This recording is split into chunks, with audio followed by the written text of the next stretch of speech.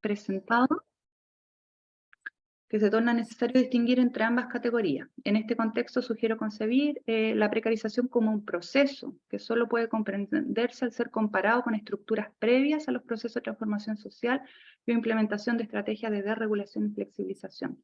De este modo sugiero que la precarización puede ser entendida como un proceso de deterioro o degradación, como dice Gastón Julián. Me gusta esa palabra, degradación, me gusta más que erosión, deterioro, me gusta la palabra. De las condiciones de trabajo y de vida, que en investigación realizada se evidencian a partir de la instalación del agronegocio en los territorios de estudio, adquiriendo distintas formas dependiendo del periodo de análisis y quién los impulsa. En este sentido, la precarización será concebida como un proceso en el tiempo, una perspectiva diacrónica, siendo necesario identificar qué es lo que se degrada en relación al periodo anterior, cómo se degrada, los mecanismos utilizados, así como los efectos producidos en los y las trabajadoras del sector agroexportador en los diferentes periodos de análisis. O sea, mi propuesta está súper centrada en el sector agroexportador, ahí habría que ver si es pertinente o no en el fondo como para llevarla, para pensar de forma más amplia, pero emerge desde este trabajo de campo.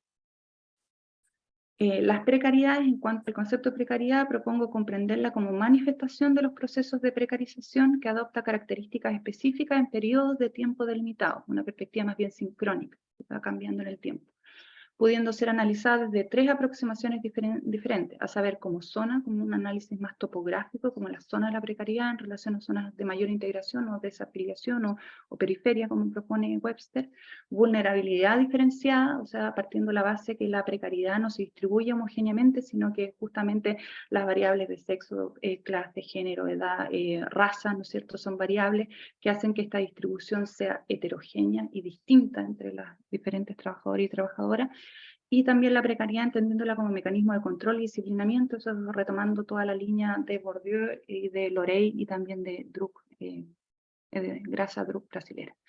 Esta primera conceptualización permite, a mi parecer, profundizar en aspectos que me parecen relevantes para dar cuenta de la realidad latinoamericana, así como para incorporar algunas de las principales críticas presentadas.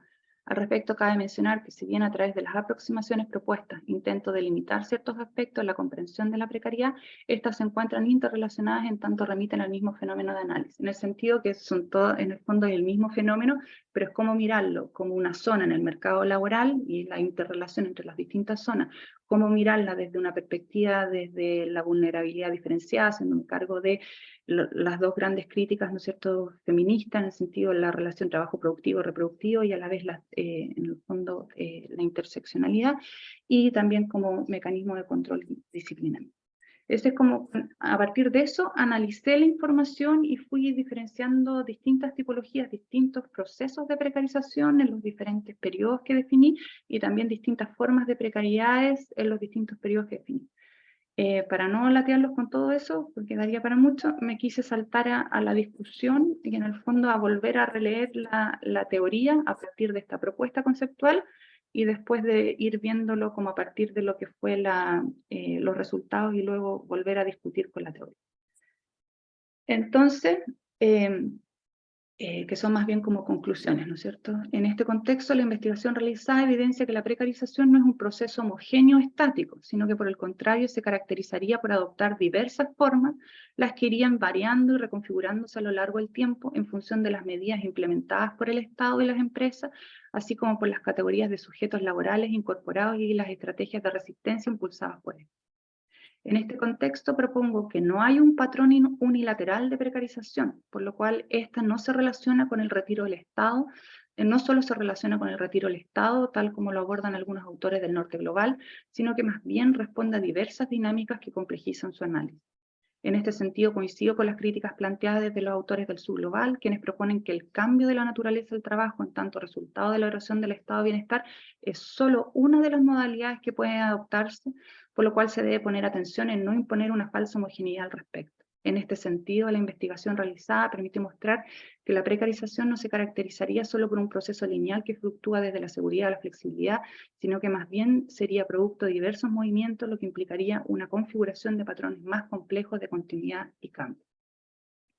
En este escenario propongo que tanto el Estado como las empresas impulsan procesos de precarización. En este sentido, coincido con los autores que plantean que el Estado cumple un rol activo, relevando los factores políticos que se encuentran a la base de los procesos de precarización, así como aquellos autores que relevan las estrategias implementadas por las empresas, las que han tenido como objetivo la disminución de los gastos asociados a la contratación y mantención de la mano de obra por medio del traspaso de costos y riesgos a los y las trabajadoras.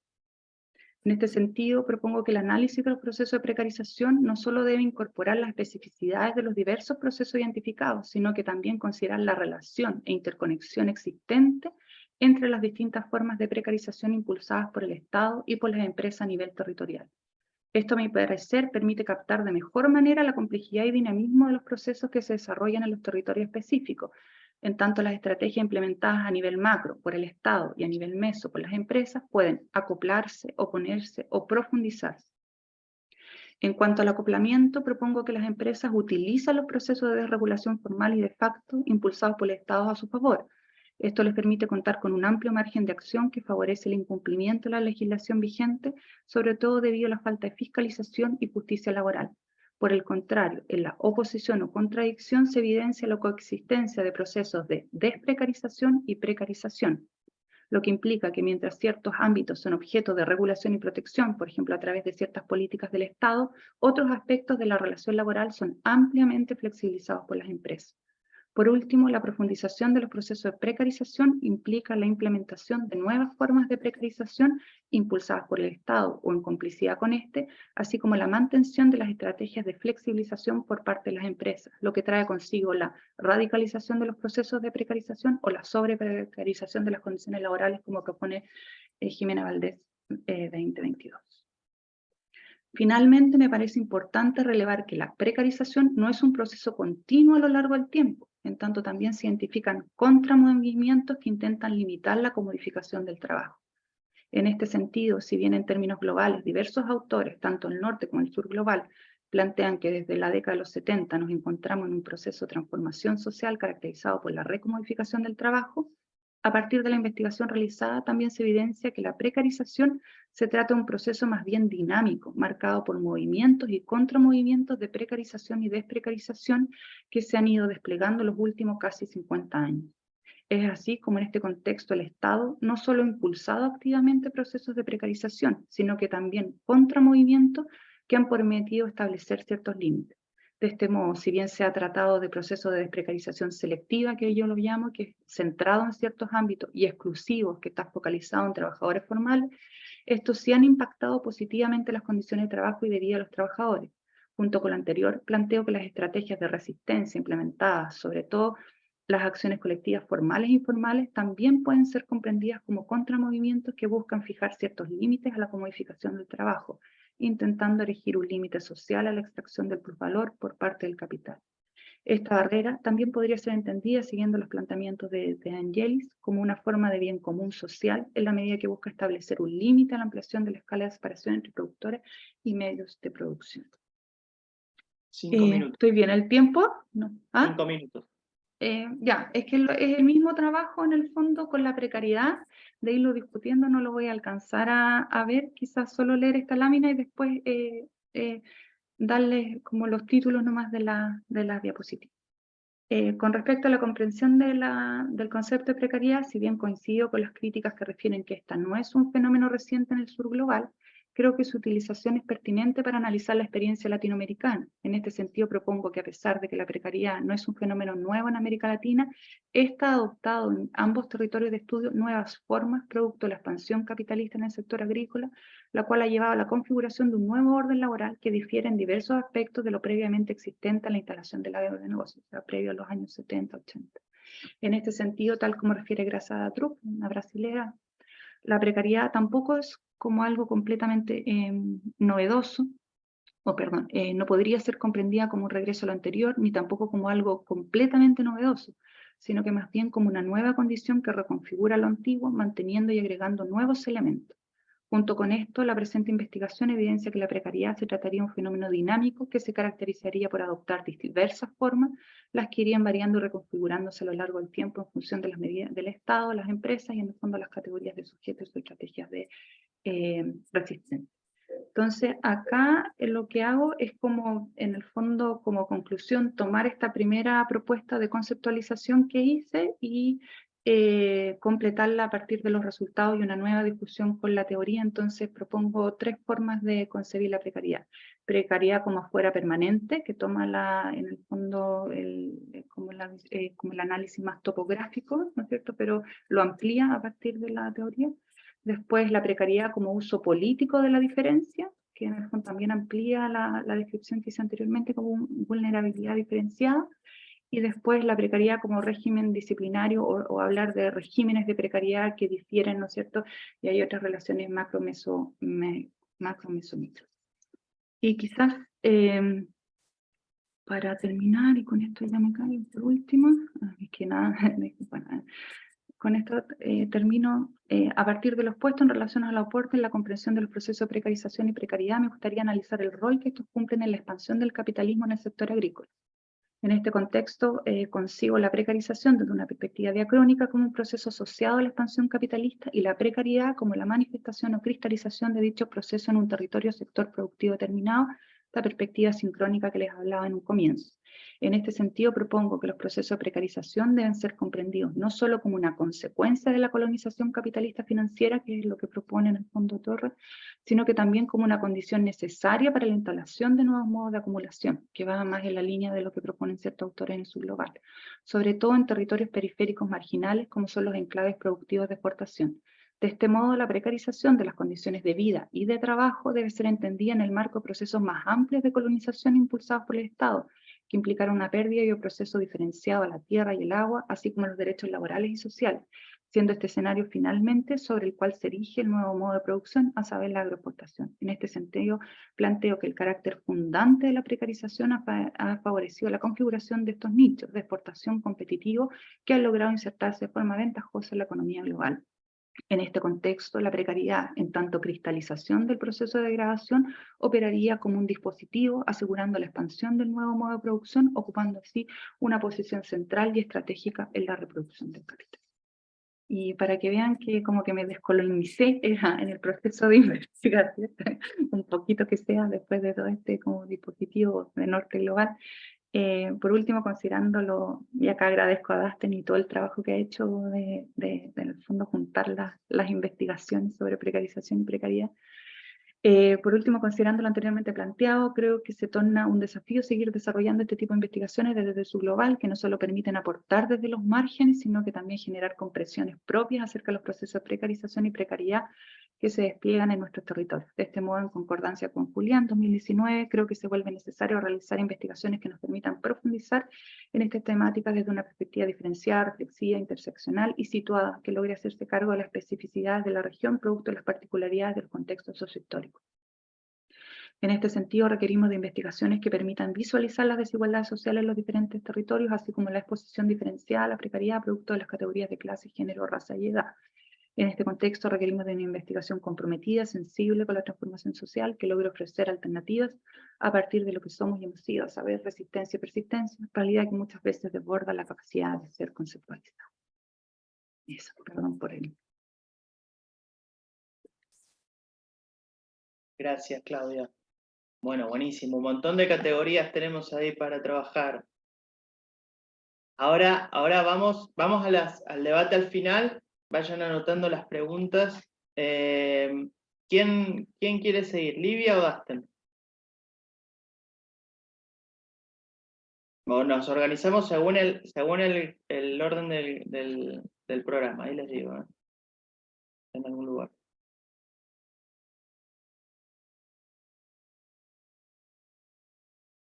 Sigue entonces Libby, no. Ah, voy yo. Bueno. A ver, perdón. Ahí está, voy yo. Bueno, yo lo que voy a comentar es algo mucho más breve, que tiene que ver con un par de reflexiones que venimos trabajando desde hace un tiempo, y tiene que ver un poco con respecto a lo que surgió hacia el final del debate y que corresponde al tema de la organización, por un lado, o sea, por un lado, la cuestión de la conceptualización, de la precariedad y por otro al tema de la organización, ¿sí? En principio, un poco la reflexión respecto de la definición de la precariedad y todo esto de lo que estuvimos hablando, de repente nosotros hemos llegado a una idea más de, comillas, precariedad multidimensional, en este afán por integrar la mayor cantidad posible, si se quiere, de indicadores que me permitan dar cuenta de esa expresión de la precariedad. Primero hablamos como fenómeno, después lo tomamos como un proceso. Un poco lo que decía Betsabe, bueno, ¿qué nos conviene más? ¿Hacer una tipología, un índice?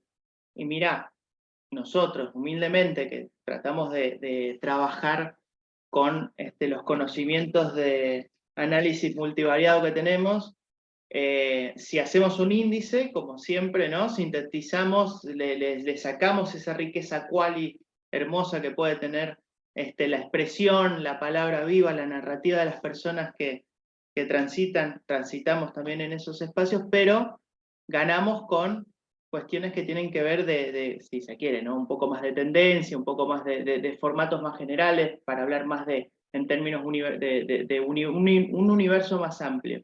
Y eso está bueno porque nos ayuda a engancharlo con procesos sociohistóricos, que era otra cuestión que también Tania estaba comentando. Entonces, eso está genial. Por eso, nosotros tratamos de enganchar cada vez más variables y ver qué pasa, ¿no? A veces los modelos resisten al sentido y a veces no. Bueno, Juan seguramente con los trabajos que van a presentar después puede comentar un poco de esto de las cuestiones de la medición también y cómo lo han hecho también Dustin. Ahora, ¿el punto cuál es? Llegamos a esta idea de la precariedad en los términos multidimensionales y de repente nos vamos situando a una idea que nos va sacando del mercado de trabajo, del estudio específico del mercado de trabajo y nos va acomodando un poco más en pensar a la precariedad como algo que, por supuesto, ¿no? que sobresale del mercado de trabajo, que va más allá del mercado de trabajo. Recién lo dijeron, no hablemos tanto de sociedades precarias porque las precariedades son diferentes, depende del sector que uno lo vea, ¿no? Siempre que le demos este lugar situado, vamos a encontrar, por supuesto, ¿no? más sentido a estas expresiones en sus términos sociohistóricos, políticos, sociales, demográficos, etc. Pero a esto nos lleva a la reflexión. Hablamos de la multidimensionalidad en un afán por integrar toda esta expresión multiversica, si se quiere, de esto, como multiforme, y como que nos preguntamos, ¿no? Bueno, ¿hasta qué punto vamos a seguir agregando más variables? Esto también va mucho, ¿no? Con el sentido de qué es lo que quiero investigar, hacia dónde quiero ir con esta investigación, por supuesto, vamos recortando un poco el asunto, pero de pensar de la necesidad de anclarlo en teorías generales o de la necesidad de pensar a las precariedades como desde un lugar mucho más general. Creo que a veces nos vamos enfocando mucho en cuestiones, nosotros por lo menos, digo, nuestro grupo de trabajo se enfoca mucho en las cosas más puntuales para medir, en la cosa más en ese sentido, pero no tanto pensándolo como en un fenómeno global, ¿sí? O sea, entonces, en ese sentido, creo que la reflexión en relación a las mediciones y a las cuestiones, a la cuestión de la medición / teoría de las precariedades, nos hace pensar si podemos llegar a pensar a las precariedades como un puntapié para algún tipo de teoría general que trate de revisar algunos aspectos con un enfoque que está pensando un poco en esto que estuvieron charlando, ¿no? En la cuestión de la expansión capitalista como expresión y la precariedad anclada también como una expresión más o que facilita la expansión del capital y bueno, cuestiones así.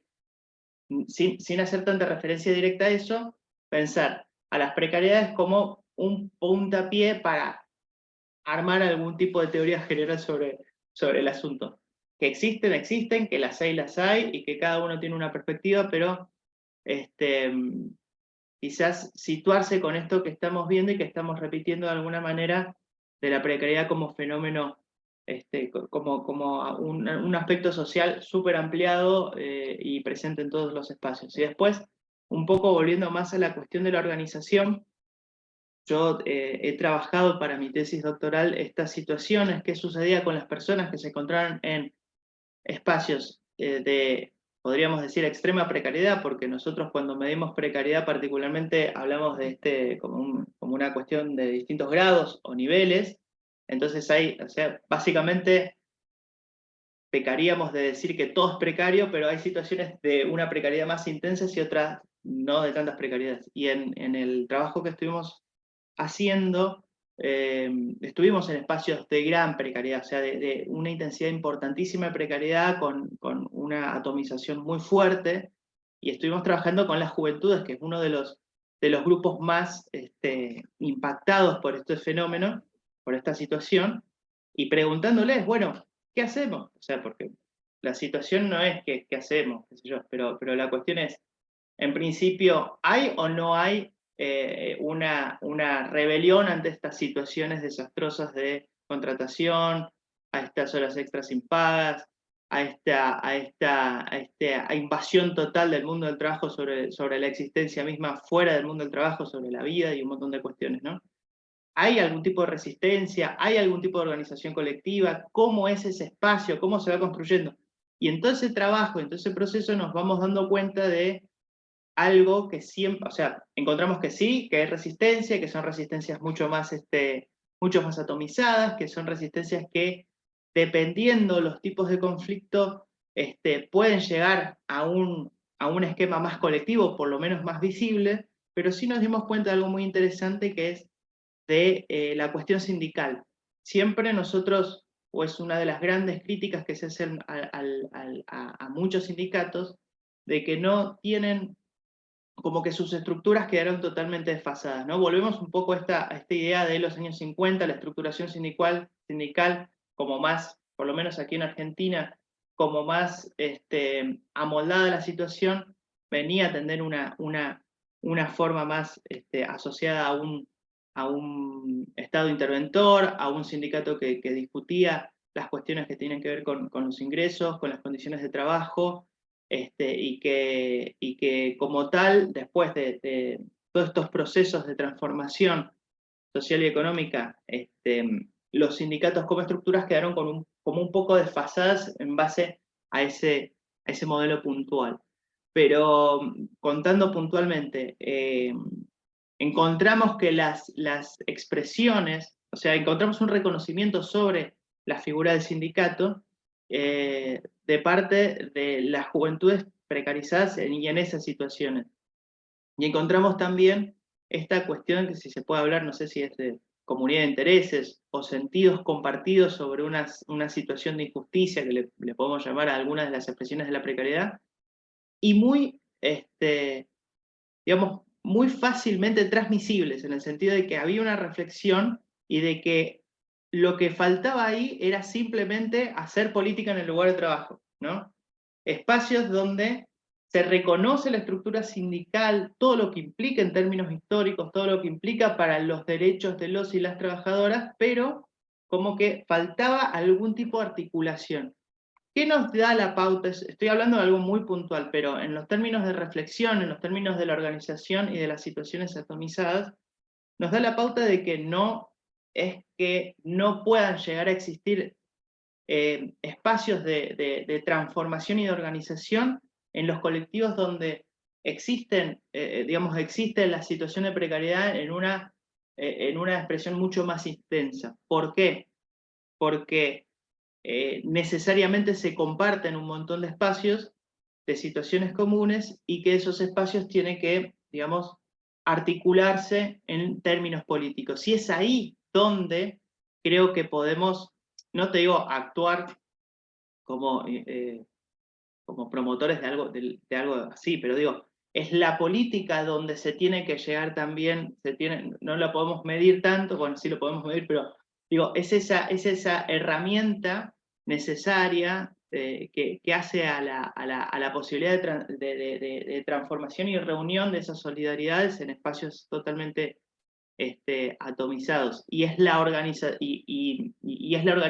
la que permite esa articulación y esa intercomunicación, si se quiere. Entonces, la reflexión acá, porque bueno, se ha dicho, ¿no? Las distintas formas de compromiso, están las maravillosas propuestas de la Garza, que también las toma de Pansier, esto de la coinvestigación. Hicimos un experimento fallido, por supuesto, pues es muy difícil hacer algo así, pero la idea, ¿no? La idea de tratar de, no sé, seguramente a ustedes les pasó cuando en algún momento estuvieron haciendo entrevistas, contaban situaciones de otras entrevistas, y a nosotros puntualmente nos pasó que los jóvenes, las juventudes que estábamos entrevistando se sorprendían de que a otro compañero le pase exactamente lo mismo que a ellos, como diciendo, no, no puede ser así. Como que iban como articulando un montón de situaciones que compartían, pero faltaba esa comunicación y digamos, ese trasfondo político, que va un poco más allá de la solidaridad y que tiene que ver con un determinado posicionamiento frente a estas situaciones de explotación tan intensas, ¿no? De superexplotación, como había mencionado un poco también Tania. Así que bueno, un poco esa es la otra gran pregunta, y es la reflexión que quería compartir con ustedes. Una parte de, si hablamos de precariedad en términos multidimensionales, no estaríamos, digamos, cercanos a pensar a las precariedades en términos de teoría general, digo, ya que estamos. Y por otro lado, en cuestión de organización colectiva y esta cuestión de la atomización y de la precariedad como un gran problema y como un gran debate, la otra pregunta es, ¿no podemos pensar o no podemos reconocer que las estructuras sindicales, por más envejecidas en sus formatos de visibilización y de puesta en común, tienen mucho todavía para trabajar políticamente en los espacios más precarizados, digamos? Sería eso. Bueno, ahora ha terminado esta exposición. Y vamos a seguir con la siguiente exposición de, a ver quién sigue. Yo. Livia, sí. Bueno. Entonces, soy Livia, soy italiana, pero vivo en Brasil hace 30 años. Así que mis cuestiones tienen como mirada Brasil. Pero como pasé unos años en Italia en los últimos tiempos, así como cuando era joven y hacía las manifestaciones en los años 70, me puse a estudiar cómo se trabaja la cuestión de la precariedad allá, y sobre todo a partir de la visión del operaísta, que el obrerismo, que Francisco estaba mencionando ahora, la Conricher, que todo esto. Bueno, mi planteamiento se hace más fácil después de las primeras presentaciones, porque yo partí justamente de la constatación. La situación de trabajo, trabajo formal, asalariado, con los derechos garantizados, es una situación absolutamente residual si la pensamos en el mundo, ¿no? Yo tomo esto de Sandro Mezzadra, y deberíamos mucho más bien pensar cómo la gente se gana la vida, ¿no? Y lo que significa ganarse la vida en la actualidad, y yo lo tomo esto para pensar las situaciones de informalidad, que lo hemos hablado mucho hasta ahora, pero no lo hemos nunca definido bien de lo que está hablando cuando hablamos de informalidad, de emprendedorismo y de precariedad. Me parece que cuando hablamos de estas situaciones, siempre la pensamos como alteridad con relación a el trabajo formal, asalariado, con los derechos, ¿no? Y justamente lo que estoy proponiendo es liberarnos de esta alteridad, de esta pensarla siempre como una dualidad, y pensar siempre aquel trabajo como el modelo de trabajo, ¿no? Entonces voy a empezar un poco a hablar de la informalidad, y lo que me interesa sobre todo en este recorrido histórico de la informalidad es centrar sobre, que no lo voy a hacer si no nos da tiempo, pero centrar sobre un aspecto, ¿no? cuando se empieza a hablar de la informalidad en América Latina, en los trabajos de la OIT, en América Latina y en el mundo, ¿no? Empieza en realidad con un tipo, un antropólogo que es Keith Hart, que hace una investigación en Ghana y que empieza a hablar de actividades informales. Dice, la gente vive no solamente de trabajo formal, pero en realidad a la mayoría de la gente vive de trabajos informales. Y sería interesante que esta percepción sobre las actividades informales entre dentro de los proyectos de desarrollo, para que no se quede en algo que solamente imponen un modelo de trabajo, ¿no? Prácticamente el tipo estaba diciendo, vamos a ver lo que efectivamente está haciendo la gente, ¿no? La OIT, al mismo tiempo que después que esa señora presenta su trabajo en una conferencia en 71, es como que le da un poco vuelta a esta cosa de actividades informales y empieza a hablar de sector informal, como a reificar el concepto. El tipo no quería decir existe un sector que es contrapuesto al sector informal. El tipo decía hay actividades heterogéneas, variadas, que la gente hace para poder vivir. La OIT lo reifica y empieza a volverlo numerable, ¿no? Vamos a contarlo, quiénes son los informales, cómo es el sector, cómo funciona. Y en esta definición, que la voy a leer, de la OIT es así: las actividades informales no están confinadas al empleo en la periferia de las ciudades principales, a determinadas ocupaciones o inclusive actividades económicas. Por el contrario, las actividades informales son una manera de hacer las cosas, caracterizada por facilidad de la entrada, dependencia de recursos indígenas, propiedad familiar de las empresas, pequeña escala de operación, trabajo intensivo y tecnología adaptada, destrezas adquiridas fuera del sistema escolar formal, mercados desregulados y competitivos. Me parece que en esta definición ya está embutida una cierta positivación y captura de la realidad de la informalidad, lo que hoy se llamaría la resiliencia. El concepto pretende abarcar, como decir, el sector informal tiene algo de eficiente, de innovador, de resistente, porque la gente, de hecho, inventa tecnología adaptada para vivir, para ganarse la vida. Es un poco lo que me parece que va a pasar cuando se introduce la figura, aquí en Brasil pasó en los años 2000, al principio del año 2000, del microemprendedor individual, el MEI, que es una figura jurídica para formalizar los informales, para que entren en el sistema financiero, para que así entren en el sistema previdenciario y paguen un poquito de impuesto y entre en el sistema financiero, tengan acceso a crédito. Esto me parece que se hizo mucho y son programas, me parece que hay en todo el mundo, no solamente en Brasil, de incentivo a la formalización de los informales de esta manera precaria, a partir de los trabajos del economista peruano Hernando de Soto y de su idea que habría que pensar en los costos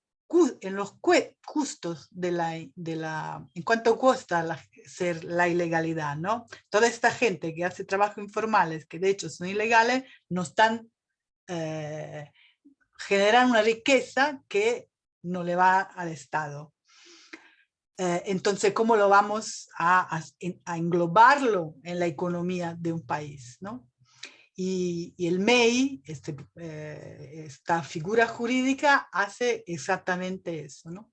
Bueno, entonces no se trata de pensar lo que hablamos toda esta hora, ¿no? A la informalidad como algo que es característica del atraso, que después se va a superar con la modernización, con el aumento del desarrollo, pero como algo estructural, y que es estructural tanto en las periferias, en todas aquellas economías periféricas, como, y siempre más, a partir del avance de la tercerización, como lo dijo Bessabé y todo más, sin hablar de ese nombre, ha llegado al corazón del sistema y de las economías, ¿no? Entonces, a través de la tercerización, de hecho, la mayoría de los servicios, hasta de los servicios públicos, se funcionan de manera informal y precaria. Bueno, ¿por qué el tema del emprendedorismo acá en Brasil es un tema central en este momento, ¿no? Prácticamente, cuando se habla de trabajo, no se habla de otra cosa. El Ministerio del Trabajo se llama Ministerio del Trabajo y de la Innovación. Adentro del Ministerio del Trabajo hay una división de emprendedorismo. El emprendedorismo es una materia de estudio en la escuela, desde la escuela de los chicos, en la universidad hay cursos de formación al emprendedorismo y en las más diferentes formaciones formales e informales que hay. Hoy prácticamente la reforma del ensino medio, no sé cómo se llama para ustedes, antes de la universidad, es toda centrada en la idea de formar competencia. No se hace más, no se estudia más las materias, se estudian competencia, todas mirada a formar gente emprendedora que puede finalmente inventar su trabajo, volverse un emprendedor de sí mismo, ¿no?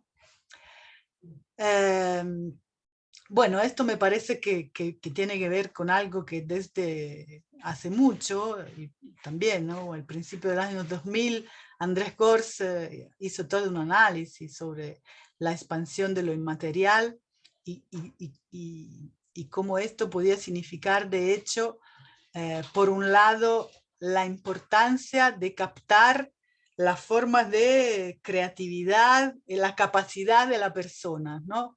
Si hasta entonces el trabajo formal más bien se preocupaba de regulamentar, ¿no?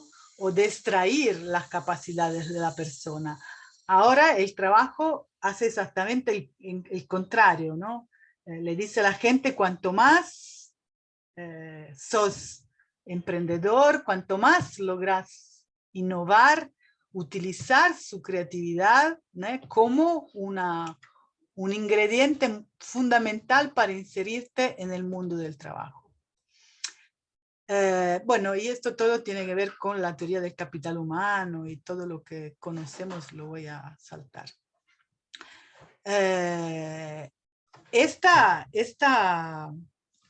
Hay algo importante que hay que decir sobre esto, que se hace aquí en Brasil una inversión muy grande para captar las capacidades emprendedoras de los sectores populares, justamente, aquellos que siempre fueron creativos para vivir, ¿no? Entonces, los jóvenes sobre todo, que viven en la favela, que siempre tuvieron que, aquí se dice, virarse para poder vivir, son por definición lo más emprendedores, ¿no? Entonces se trataría no solamente de incitar a la gente para que sea un emprendedor de sí mismo, pero también se trata de celebrar la capacidad de emprendedoras, naturalmente emprendedoras de los sectores populares.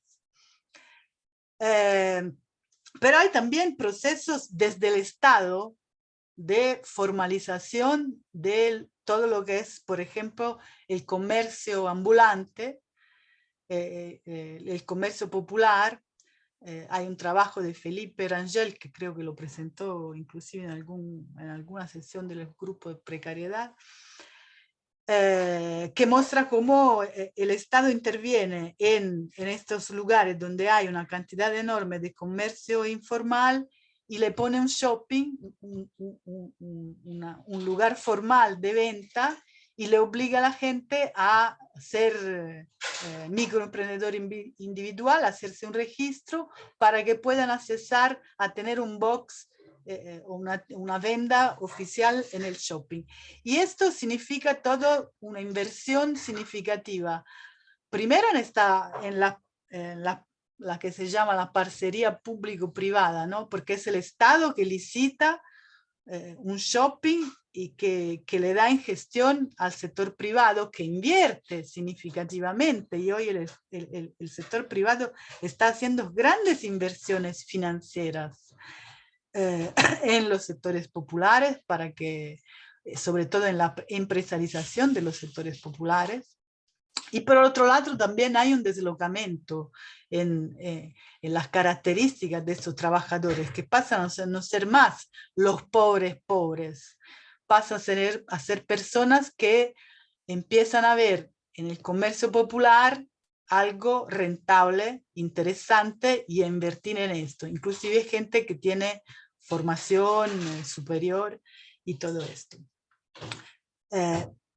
Esto porque me interesa mostrar que entre informalidad, emprendedorismo y precariedad hay un continuo, ¿no? Como lo decíamos,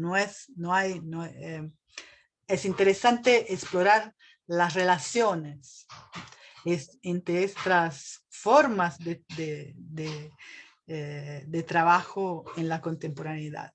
La misma continuidad hubo un poco entre la informalidad con toda la discusión de la economía solidaria, ¿no? Pero de una manera muy diferente a lo que se hace con el emprendedorismo, ¿no? De una manera más horizontal y de una manera inclusive que tentaba plantear una organización económica alternativa al capitalismo, ¿no? Pero que recoge una tradición y un pensamiento, ¿no? latinoamericano importante, de Raceto, chileno, Coraggio, argentino, ¿no? sobre la informalidad y cómo la informalidad se puede entrar a pensarse en estos mecanismos de economía solidaria.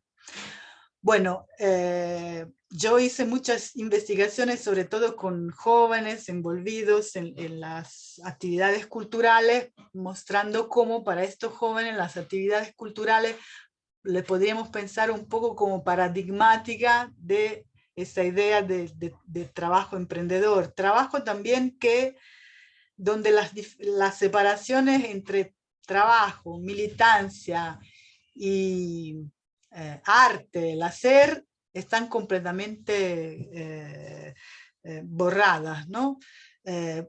Por eso a estos jóvenes les interesa tanto trabajar, como a estos jóvenes de clase populares, ¿no? Que para ellos es de hecho una alternativa a tradicionalmente los sectores populares. Los jóvenes de los sectores populares o son explorados como trabajadores sin ninguna formación en las obras, no sé cómo se dice, carpintero, estas cosas, o trabajan en el tráfico de drogas. Entonces el sector cultural se pone como una alternativa a esto y como una posibilidad de hacer algo, de hacer un trabajo donde ocupan justamente su creatividad.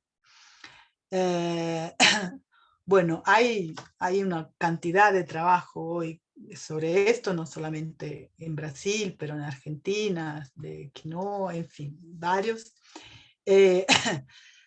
Y ahí esto lo hice un paralelo con el discurso de Boltanski y que apeló sobre la nueva racionalidad, el espíritu del capitalismo en la contemporaneidad, cuando dicen el capitalismo supo muy bien utilizar, aprovechar e incorporar las críticas culturales al capitalismo. Las críticas culturales eran justamente todo lo que decían respecto al hecho que la gente siente que no tiene autonomía, no se realiza en el trabajo. Evidentemente no le ha dado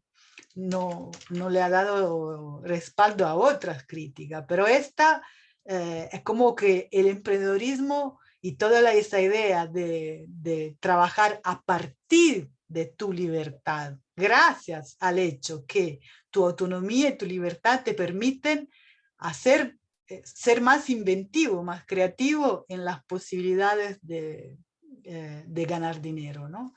y de volverte un emprendedor.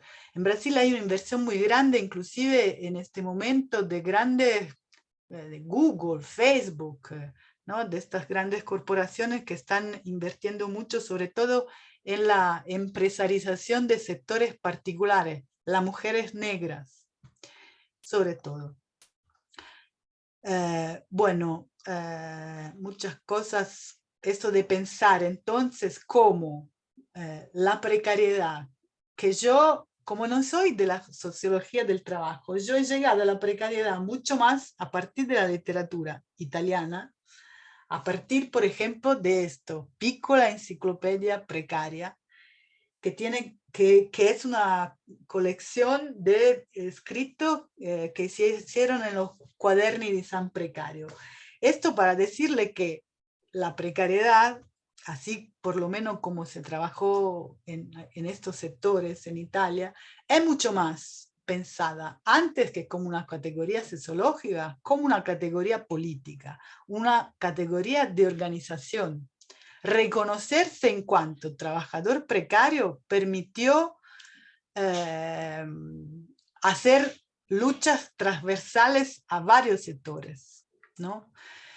Y también reconocer que los sindicatos no están para nada preocupados de defender los derechos y de pensar cómo viven los que están afuera del sistema formal, y por esto pensar otras, necesidad de pensar otras formas de organización. Por esto una tradición grande de sindicatos de base, primero los COBAS, y después ahora de todo lo que es el mutualismo, recuperar una antigua forma de troca, de mutualidad, ¿no? De cómo poner en conjunto nuestra precariedad, pero también nuestras posibilidades de compartir nuestras dificultades y nuestras potencialidades, ¿no?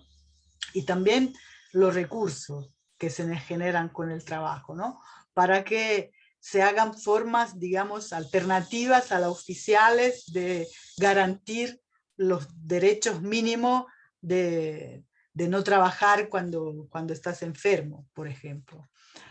Hay una cantidad de asociaciones que intentan poner juntos los trabajadores autónomos,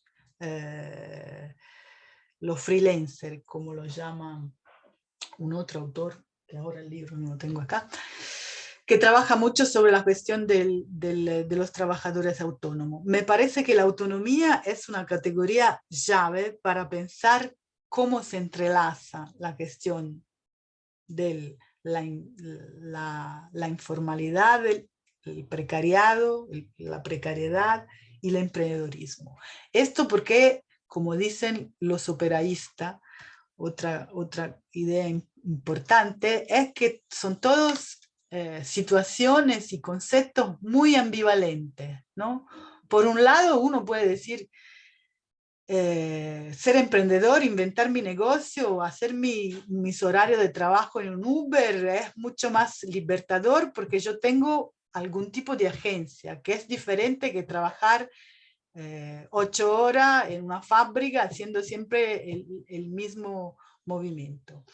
Me parece que hoy hay que pensarla como algo positivo, el hecho que los sectores populares también reivindican una agencia en el trabajo y reivindican también el ser sujeto en el trabajo, ¿no? El ser sujeto y querer también realizarse a través del trabajo, no un trabajo solamente opresor, explotador, pero un trabajo que me da sentido, ¿no? Cómo se trabaja la idea de ambivalencia en el pensamiento de los superaístas, Toni Negri, usted mencionó Pansieri, pero sobre todo Romano Alquati, en fin, otro, es muy interesante porque justamente estamos siempre, así como el concepto de autonomía, ¿no? Tiene siempre, es como una faca de dos gumes, decimos acá, es como algo que tiene dos caras, ¿no? Todo el tiempo las podemos pensar como una reivindicación y un derecho, ¿no? A no ser solamente subordinado y explorado, a no tener los tiempos de la vida totalmente heterodirecto, pero también en esta autodirección hay algo como de incorporación total de una manera de funcionar de la performance, ¿no? Hay un autor muy interesante que habla como la dictadura de la performance y del mérito, ¿no? Todo hoy lo podemos, cualquier trabajo que uno hace en este sentido como autónomo, tiene que ver con la posibilidad que tenemos de ser evaluado para el público, para los clientes, que te dan una evaluación y encima de esto tu negocio hace o no hace suceso, tu propuesta funciona o no funciona. Bueno, esto lo colegamos con la venta de todos estos productos que se hacen en todas estas plataformas que hoy son, de hecho, la manera como cada uno se vende a sí mismo o vende los productos de su trabajo. Me parece que es verdad que las feministas han pensado esto hace mucho, justamente porque siempre han pensado la ambigüedad, por ejemplo, de lo que significa trabajar desde casa, ¿no? En los últimos años con la pandemia esto se ha vuelto un tema importante, ¿no? Pero durante mucho tiempo a las mujeres trabajar desde casa era algo que por un lado se reivindicó, ¿no? Trabajar por menos tiempo y poder trabajar desde casa, porque eso significa también poder al mismo tiempo poder trabajar, porque si no, las mujeres que tienen que cuidar a los chicos no pueden trabajar.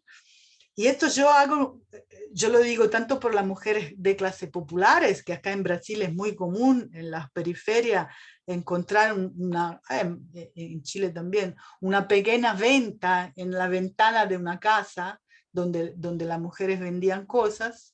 Y por otro lado, en Italia, en Europa, donde las mujeres o trabajan desde casa o no pueden trabajar porque no saben dónde dejar los chicos, ¿no? Ahora también esta mezcla total de tiempo y espacios de trabajo significa también, y con la pandemia eso se quedó muy claro, como que todos los tiempos de la vida están ocupados por el trabajo y no tenemos más la separación de los tiempos en algo era útil, ¿no? Para mantener algún tipo de libertad, algún ámbito de libertad. En fin, y para terminar, no sé cuánto tiempo me falta, lo que me interesa es pensar, me parece que la precariedad, por lo menos como yo la pienso, esa categoría, es una categoría potente desde el punto de vista de organizar una resistencia, sobre todo cuando los emprendedores se reconocen en cuanto trabajador precario, como sujetos resistentes. Y el hecho de que la precariedad es una experiencia existencial que es generadora de sentido y que permite tal vez producir una renovada conciencia de clase a partir de la experiencia compartida de la precariedad.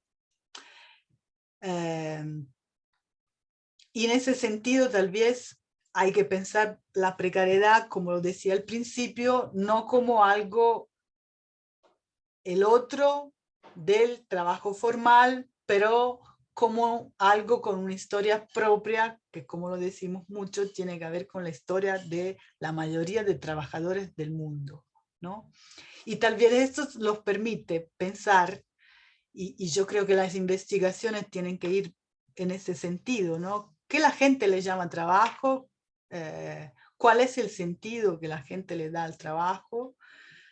Y si la gente le da el trabajo más el sentido, para hablarlo con Hannah Arendt, de la labor, ¿no? De sufrimiento, el sentido también de vida activa, el trabajo como algo en el cual yo busco algún tipo de expresión personal y colectiva.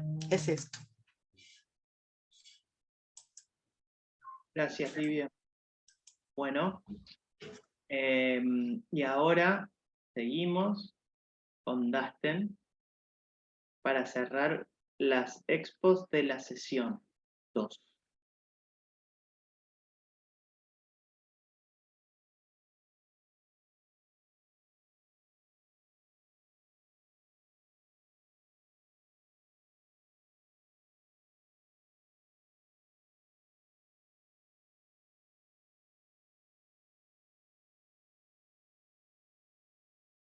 Bueno, voy a, primero, gracias a todos, a todas por quedarse hasta la última exposición para conversar. Voy a tratar de, bueno, de ser breve en realidad, pero igual tengo hartas diapositivas, así que voy a ir pasando rápido, tal vez algunas para ir conversándolas después.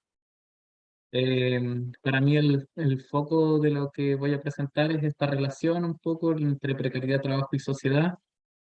Em, voy a al final solo dejar como preguntas esto, por qué darle persistencia al estudio de caso y por qué trabajar en términos interseccionales. Así que, bueno, vamos. Bueno, como ya hemos conversado aquí, en realidad hay tres ejes en esta presentación que tienen que ver con la precariedad, ¿no? Como un conjunto bien polimórfico, digamos, de tanto de significados como términos de teorizaciones, de interpretaciones, manifestaciones, lugares. En realidad es como siempre un campo muy, muy amplio, muy complejo, que cuesta visualizarlo también en red. O sea, como que cuesta verlo también en una línea más bien de interconexiones. Y ese ejercicio de problematización del mismo significado de lo precario, es lo que, que no necesariamente está articulado a la relación entre trabajo, que a mí me parece que podríamos hablar de que es previo al trabajo también, o, y más bien sincrónico también al trabajo, en el sentido de que puede ser una condición más bien histórica de la propia tal vez existencia de las comunidades humanas en términos de su organización, cobra una expresión obviamente en las relaciones de trabajo. El trabajo también como un campo de cambio, de mutación, pero y de continuidad. Pongo ahí la pregunta por este riesgo neopositivista en el sentido de cómo se ha ido primando una cultura de entender el trabajo en términos de las comunidades científicas, donde, como ya hemos estado debatiendo, existe esta separación o distinción en relación al efecto del proceso de producción del conocimiento y su nivel de incidencia en términos de definición política. Quienes estamos aquí, supongo, y como bien dice Livia, toma este concepto más bien por un sentido también, eh, una apropiación, digamos, simbólica, ¿no? Que tiene una carga política y que por ello estamos trabajando también con este concepto porque hay una sensibilidad. Entonces, eh, pero sin embargo, lo que ha sucedido durante el marco de la discusión de esta categoría es que se ha empezado como a disgregar en muchas especificidades y tampoco nos ha permitido esta reflexión más bien conceptual teórica con el concepto de totalidad, como lo presentaba eh, también lo presentaba Tania. Y en ese sentido, para mí la búsqueda ha sido tratar de volver a la discusión en teoría social en relación a recolocar, digamos, el trabajo también eh, como un lugar central para poder pensar también las relaciones sociales, ¿no? Y ahí existen una serie de conceptualizaciones referentes a lo que es una sociedad, obviamente porque vienen de distintas matrices teóricas, y todas efectivamente tienen una noción y una definición de sociedad. Yo pregunto, preguntas por la sociedad, dices porque de qué sociedad, de qué definición de sociedad también vamos a estar hablando cuando hablamos de su relación con el trabajo. Yo creo que ese es parte del ejercicio que hay que potenciar, ¿no? O uno de los ejercicios que hay que potenciar en el sentido de nuestra originalidad nuestra especificidad, pero también nuestra manera de ensamblaje con el conjunto del capitalismo. Primero que nada, hacer un llamado de atención, un llamado de atención en la sala que tiene que ver con que hay un contexto, ¿no? que nos que está envolviendo también este debate y que es necesario, obviamente, relevarlo en términos de esta problematización del significado tanto de lo precario, como el significado del trabajo, como del significado de lo que entendemos por sociedad hoy en día, en términos contemporáneos, entendiendo obviamente que en las tres dimensiones que estamos planteando, o los tres conceptos que estamos abordando, existen heterogeneidades y eso ya desde enfoques que hablan de regímenes políticos, diferencias, varieties of regimen politics, o politics de diferentes regímenes políticos, varieties of capitalism, distintos tipos de capitalismo, etcétera, discusiones que ya de que hay abordajes y hay problematizaciones con respecto a los mismos. Nadie va a decir que hay uno solo, etcétera. Esos ya son acuerdos, digamos, epistémicos de la causa. Pero sin embargo, tenemos un contexto ecológico y climático que está tensionando efectivamente no solo las relaciones de trabajo, sino que las condiciones de vida en general, lo que nos exige también problematizar y visualizar esa precariedad en el marco de este proceso que tiene que ver con un cambio en términos de toda la manera en que el capitalismo, por decirlo así, ha recodificado nuestras relaciones de existencia y convivencia con la naturaleza y su significado. Hay otro llamado de atención que tiene que ver con el elemento maquínico, tecnológico, ¿no? Que algo se habló de ChatGPT, etcétera, como la inteligencia artificial. Tania habló de las plataformas. Eh, Hay un proceso en desarrollo y en curso, que repito, no es homogéneo, etcétera, pero que obviamente está impactando en nuestras sociedades de las formas de trabajo y se está introduciendo también, y se ha introducido hace mucho tiempo también, ¿no? O sea, como estamos hablando a través de un espacio, un ciberespacio, hemos creado un ciberespacio aquí, y ya de cierta manera tiende a normalizarse también. Esa condición o contradicción se puede ver desde las fuerzas productivas, se puede ver desde la capacidad creativa del capital, qué sé yo, o sea, como se quiera ver en ese sentido, obviamente tiene una influencia y una manifestación y una expresión en las condiciones de trabajo que hoy día se pueden ver desde el orden, desde las expulsiones, desde el orden de la precarización, se puede ver desde el orden de esta plataforma civilización de la sociedad, qué sé yo. Ahí Ricardo Antunes tiene una lectura interesante, la uberización, digamos. Bueno, en el marco estatal político, es decir, como lo que estábamos conversando, hay una incidencia del aparato estatal, no solo interno, como un órgano, digamos, que propiamente precariza sus propias condiciones de trabajo y ejercicio del trabajo, sino que del conjunto de la política, de los programas, ¿no?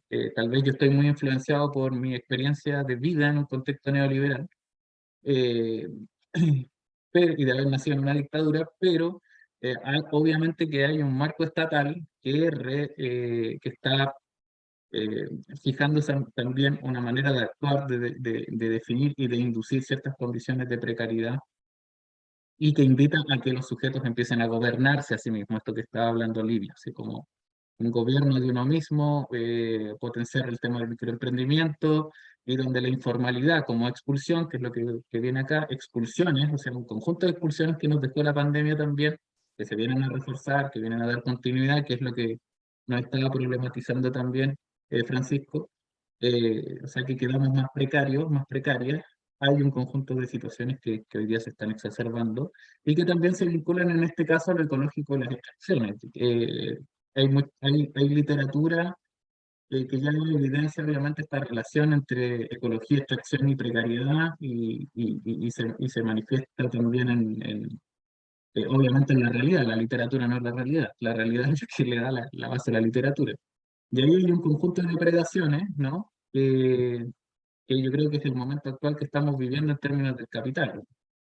Más depredador, las discusiones en otros contextos están hablando de un capitalismo que retrocede a un marco, en toda la esfera en términos del desarrollo desigual y combinado, retrocede a una dinámica del siglo XIX y atenta contra el último punto que tengo acá, que es el vida-trabajo, o sea, como esa voracidad, ¿no? Se habla de la fagocitación o de de que estamos en un capitalismo caníbal, ¿no? Que hay un paso ya más allá de la precariedad, que tendría una condición incluso normalizada, etcétera, hacia un paso hacia la vulneración de la misma condición humana, más allá de ello. Entonces, la sobreexplotación, como bien hemos conversado hoy día, hacia una destrucción de la vida. Y en este mismo marco, bueno, tenemos el caso de las fronteras, que es un tema que obviamente a nivel global. Livia también mencionaba a Sandro Mesadra, pero en América Latina hay toda una discusión también con respecto a cómo es el ejercicio de la frontera, la constitución también de marcos más xenofóbicos y de discursos mucho más totalitarios, y que obviamente llevan a problematizar las cuestiones nacionales, ¿no? Que es lo que estamos tratando de hacer aquí también. Y yo solo para tratar de dar cuenta de un ejercicio que hicimos, eh, para llegar a como visualizar qué tanta receptividad hay con respecto a estos llamados de atención como en la comunidad de investigación a nivel nacional sobre el tema de la precariedad. Analizamos lo que se ha escrito, lo analizamos, no lo leímos, ¿ah? Analizamos un conjunto ¿cómo se llama?, de publicaciones que estaban relacionadas a las publicaciones científicas relacionadas a la precariedad. Hicimos esta anatomía, digamos, como esta fisonomía de cómo se comportan también la relación entre precariedad, trabajo, empleo en Chile, cuáles son los principales grupos o líneas temáticas que han emergido a través de 20 años de trabajo ya. Puedo contar después cómo lo hice, no es mágico, fue como un trabajo con herramientas cienciométricas y bibliométricas. Ya. Descubrimos, o no descubrimos porque ya estaban, sino que las relevamos, ¿no? Que habían 5 grupos en términos de asociación de palabras, una que es eh, precariedad, salud y desigualdades, es decir, una manera en que se ha investigado la precariedad ha tenido combinando estas claves, estas preguntas claves, se concentran en investigaciones asociadas a salud y trabajo, desigualdades. Aquí están los riesgos psicosociales, la salud ocupacional. Hay un espacio, o sea, hay un grupo que problematiza la precariedad del trabajo y que se centra en la exposición a los riesgos en el entorno del ambiente laboral y las consecuencias que implica la precarización a la salud del trabajo. Y aquí es donde siempre priman ejercicios de estandarización como los que hemos estado conversando, riesgos, causas, consecuencias, eh, y se proponen atenuantes, propuestas, que están todas inscritas dentro del marco de lo que Tania decía también como esta solución en la norma, ¿no? En la fijación en la norma. O sea, como que aquí hay un carácter mucho más normativo y mucho más institucional. Hay otros grupos que están desarrollando estudios centrados en la precariedad, la subcontratación y los sectores extractivos. En Chile, bueno, el modelo, la formación social, como diría Marx, ¿no? Más clásico, eh, eh, tendría la connotación de ser un productor o extractor, más bien, ¿no? Un extractor de materias primas, y en función de eso también se configuró toda una aristocracia obrera durante el siglo XX. Esa aristocracia obrera fue culminada, digamos, también tiene cierta continuidad y cierta vigencia en el estatus que tienen estos sectores hoy en día en el modelo de acumulación global, pero sin embargo han sido también incididos por la precariedad en el sentido del ejercicio de la subcontratación y de una red, si uno podría pensar, es como lo decía Claudia, como estos anillos más bien o las zonas también de precarización. Y la subcontratación ahí es un tema efectivo que se desarrolla, digamos, en minería, en las industrias forestales, en el sector portuario, digamos, todo lo que está relacionado al sistema agrario o agroexportador. Y aquí hay una relación, ¿no?, simbiótica entre este modelo global, la extracción como práctico, como modelo productivo, y el trabajo precario. Y obviamente hay una connotación territorial de por sí, en función de las consecuencias que tiene este proceso. Por otra parte, hay un grupo que tiene una continuidad muy larga en Chile, ¿no?, que es el de precariedad género, pero que incluye en los últimos años también a migración. Es transversal a nivel sectorial y productivo, atraviesa áreas como el retail, el trabajo informal, como se ha venido conversando, el trabajo agrícola de temporada y las economías de cuidado. tanto de cuidado remunerado como no remunerado, también el estatus de ciudadanía, la esfera pública, las contradicciones entre los procesos de integración social y la criminalización, específicamente en el caso de la migración, que estamos viviendo, por lo menos en Chile, un momento de contraofensiva neoliberal brutal, y que ven esta transnacionalidad de lo precario, el racismo, la racialización del trabajo, y su relación con los límites y contradicciones de los regímenes democráticos, ¿no? O sea, como esta democracia burguesa que obviamente no completa tampoco su proyecto y que pone en cuestión también cómo la precariedad no es normativamente, ¿no? A lo mejor el imperativo de esta democracia no cumple su objetivo, pero sin embargo es un elemento central y constitutivo de su funcionamiento y su reproducción.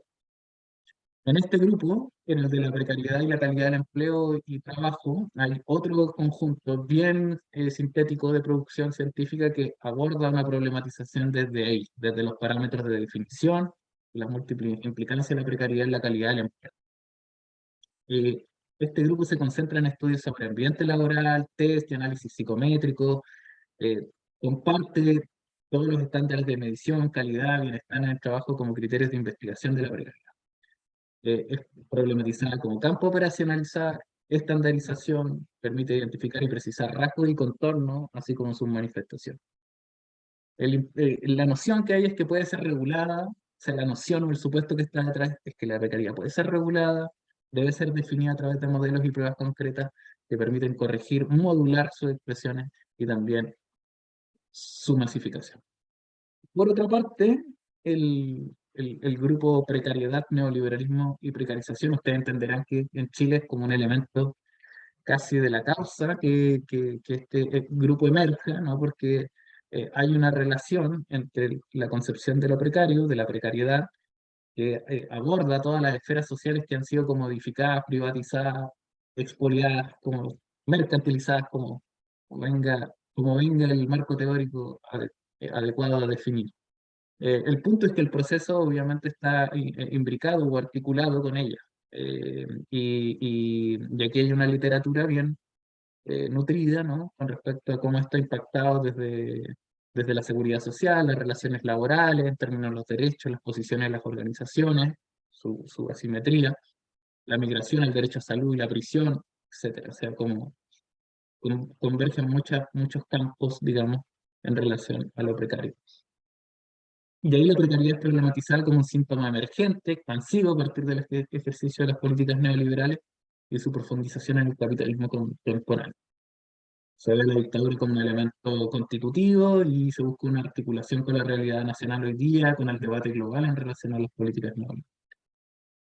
Yo solo puedo promover o proponer aquí 5 acuerdos básicos en función de lo que hemos visualizado en esta revisión, que es muy nacional, pero que a la vez nos genera como ciertas advertencias también en el sentido de que es un campo nacional, no hay nacional.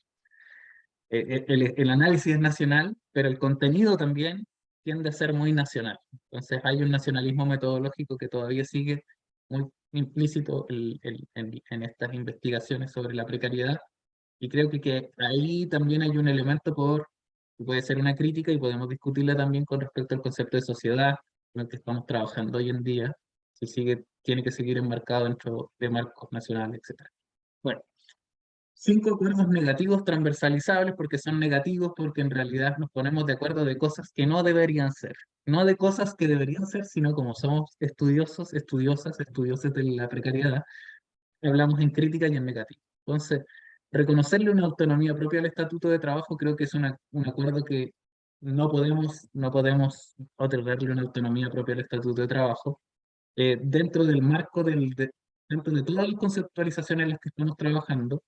No podemos decir que el trabajo se inscribe de manera, o sea, no se inscribe de manera relacional en el campo social.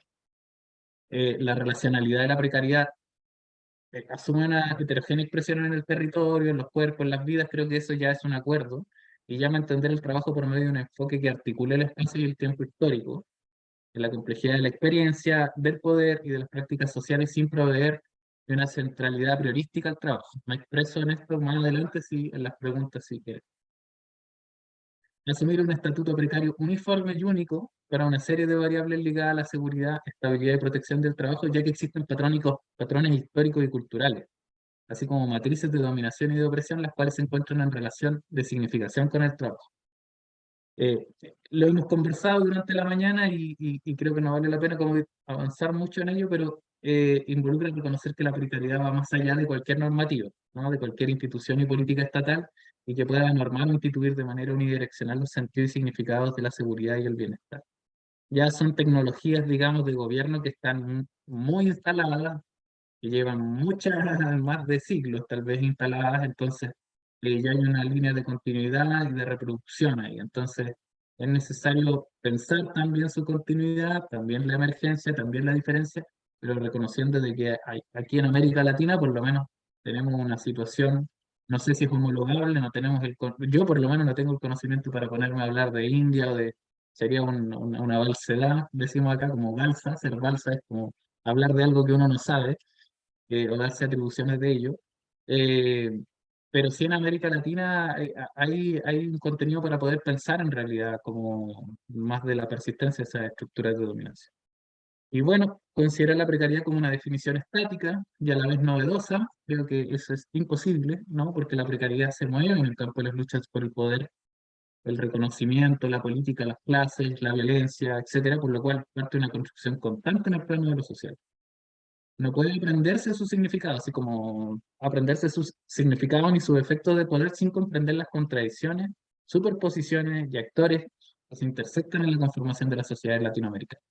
Ahí obviamente yo relevo, y por eso el concepto de sociedad precaria, porque relevo que hay una estructura de gobierno que concentra elite blanca, con grupos familiares, con apellidos, que son súper identificables, etcétera, que toda la discusión histórica sobre ello, pero también no vine a defender mi concepto de sociedad becaria, pero más adelante también lo puedo discutir. En ese sentido, hay una superposición, hay que identificar también esos rasgos más bien de continuidad estructural, pero también de movilidad y de pliegue social.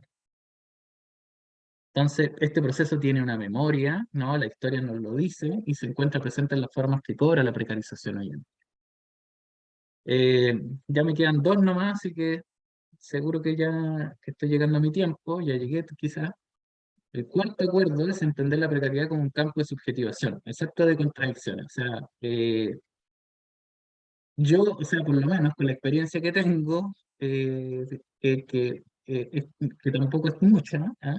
Pero para ser precisos con lo señalado anteriormente, es necesario aclarar que la precariedad no es solo un campo de construcción de subalternidad contra el poder hegemónico, sino que más bien es parte de una lucha de superposición en la dominación. O sea, lo que decía, por ejemplo, Libia en ese sentido, como la potencia política que tiene lo precario, ¿no? Como agente movilizador activo, también puede ser un agente de dominación, puede ser un lugar de resistencia, pero también hay una reconstrucción subjetiva con respecto a la precariedad que tiende también a normalizarla, ¿no? Y eso también es efectivo, es real, ¿no? Es algo concreto y es un hecho. No digo que esté bien, no digo que esté mal, creo que es algo que en la investigación, como hemos conversado, tiene una potencia de poder ir transformándose. Siempre desde un lugar muy humilde, ¿no? O sea, siempre con esa humildad con respecto a la visión que puede tener o una. Y cinco, bueno, entender la precariedad fuera o lejos o deslocalizada de la reproducción del capitalismo. Yo creo que la precariedad se mueve como una manifestación dinámica que tiene una data histórica que incluso puede estar inscrita en la constitución de las comunidades humanas. Sin embargo, en el capitalismo es una lógica desigual y combinada que refleja los cambios, continuidad y patrones de expansión del capitalismo neoliberal. Entonces, la precariedad es un lugar de referencia para pensar las sociedades contemporáneas. Y yo solo me despido con esto. Me despido con esto porque voy a tener que dejar esas dos preguntas que eran como la base para profundizar en términos metodológicos, pero creo que hay algunas matrices epistémicas que nos están interrogando también en los estudios del trabajo y preguntan a la precariedad también de cuál es su relación con ella, para, no solo por una cuestión de ¿cómo se dice? Ayornamiento, o sea, como de un arreglo de adecuar la teoría, sino como en términos de la transformación también política y la pertinencia también de esta relación entre trabajo y sociedad, específicamente en América Latina. Hay un giro, ¿no? Hay muchos diálogos que se han abierto en las ciencias sociales, en la economía, como para discutir efectivamente la relación de trabajo, y creo que esta breve matriz que puede sumarse, puede llenarse, puede proliferar muchas más, eh, nos invitan también a revisar nuestras propias conceptualizaciones. No sé si me da para hacer un resumen de cada una de ellas, pero hay un giro colonial, decolonial, ¿no? Hay una interrogante acerca de también la persistencia de estructuras coloniales, que de cierta manera han sido pensadas en términos normativos de manera moderna. eh, eh, Rui Mauro Marini puede ser un lugar, un abanico, no sé, o sea, como una bisagra en pensar ese tema de raza, trabajo, sobreexplotación. Mariátegui fue otro en realidad. Por ejemplo, los estudios de Tania también, en el marco de los estudios de caso, articulan también la condición indígena dentro de las situaciones de explotación de trabajo. Eh, pero hay un debate sobre la colonialidad que está abierto, sobre el colonialismo y la persistencia de esas estructuras sociales, y en el trabajo todavía tenemos esa deuda quizás de poder articularla o relacionar la precariedad con la colonialidad, por ejemplo. Hay un giro ecológico, como ya lo comentaba, como en términos del llamado de atención, y que requiere también pensar no solo en la parte crítica dura, negativa del trabajo precario, sino como también lo ha manifestado Claudia, en lo que he seguido también de su trabajo, en términos de alternativas y de propuestas. También nos estaba hablando Livia esto de las economías solidarias, tercer sector, o lo que Verónica Gago también ha llamado las economías populares o barrocas, ¿no? O sea, cómo pensar también en ese plano nuevas formas de articulación en términos de los desafíos ecológicos que tenemos. El giro territorial, en el sentido de que hemos tenido una proliferación de estudios centrados también en el territorio, porque se le ve como un lugar de acción, un lugar de agencia, no un objeto tampoco en la producción, o sea, como producido, sino que en lo territorial tenemos la relación de frontera, tenemos la definición también política inducida en términos de cómo se estructura o modela un territorio, pero también hay agentes, también hay actores, etcétera. Entonces, ahí hay un lugar de combate también, por decirlo así. Que, que, que, perdón, pero como que impregna el trabajo también. Entonces, impregna la subjetividad, qué sé yo, las relaciones intersubjetivas. Hay un giro tecnológico que ya, no sé si va, a mí me fascina esta discusión, pero se ha hablado sobre en realidad cuál es su pertinencia dentro del mundo del trabajo en América Latina, cuáles son los alcances efectivos de ese proceso, etcétera, pero hay toda una reconversión que va mucho más allá de tal vez todo lo que hemos entendido por desempleo tecnológico anteriormente, y también en términos de cambio en la relación de trabajo. El giro interseccional, que se agradece porque nos permite también tener una óptica tal vez a un nivel mucho más analítico, pero también relacional e interpretativo sobre la relación entre trabajo y sociedad. Y el giro de la sobreexplotación, que creo que tiene que ver con esta voracidad, trabajo-vida, ¿no? Que nos pone un límite en relación a lo que vamos entendiendo por reproducción y producción de la vida. eh, y que incluso si los juntamos en este giro interseccional y sobreexplotación, podemos ver las dimensiones que se encuentran más allá del trabajo, como nos invitaba Enrique de la Garza, pero desde hoy en día, no sé, Ricardo Antunes va a lanzar un libro en la misma línea, y creo que ahí también hay un debate bien interesante para pensar con respecto a nuestras propias prácticas de trabajo y de investigación. Eso, no lo voy a dejar ahí porque si no me voy a alargar y voy a estar aquí, no sé, todo lo que pasa. Gracias. Gracias por su paciencia. Gracias, Dustin. Bueno, tremendas digo, las presentaciones. Hemos quedado unas cuantas, así que, bueno, no sé si tienen alguna pregunta, alguna reflexión. Yo particularmente quiero, no sé, quiero agradecer estas exposiciones también.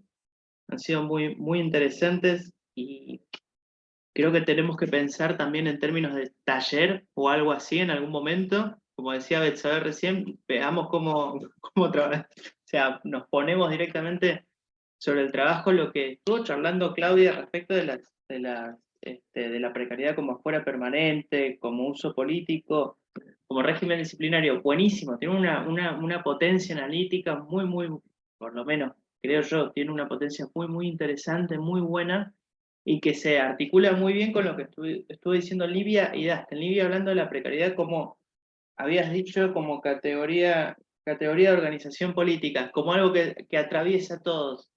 Eso nos da es una vuelta de rosca para pensar las cosas en esos términos también, en sintonía un poco también con lo que decía Dasten, que hizo un super paneo que nos muestra esta cosa, o sea, esta cuestión de que nosotros podemos trabajar con las precariedades desde distintos espacios, de distintos lugares, y darles esos giros, como estuvo charlando recién.